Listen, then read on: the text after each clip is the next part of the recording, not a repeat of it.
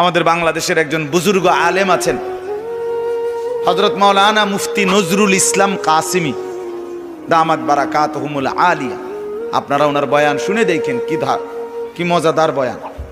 তো উনি বলছেন যে আমি দীর্ঘ ৩৫ বছর যাবত সারা পৃথিবী, সারা ইউরোপের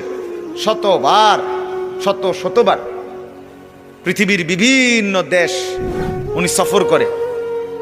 উনি এমনি তো ব্যক্তিগতভাবে পৃথিবীর অনেক অগণিত দেশ উনি সফর করছেন, করে থাকেন সব সময় এখনো। তো উনি বলেন আমার এই ৩৫ বছরের জীবনে আমি এই পাঞ্জাবি টুপি পরা অবস্থায় ইউরোপের, আমেরিকা, ইটালি, লন্ডন, এই সমস্ত দেশে অগণিত বার এক রাজ্য থেকে আরেক রাজ্য, এক দেশ থেকে আরেক দেশ গেছি, যাচ্ছি। কিন্তু আমি উনি বলেন আমি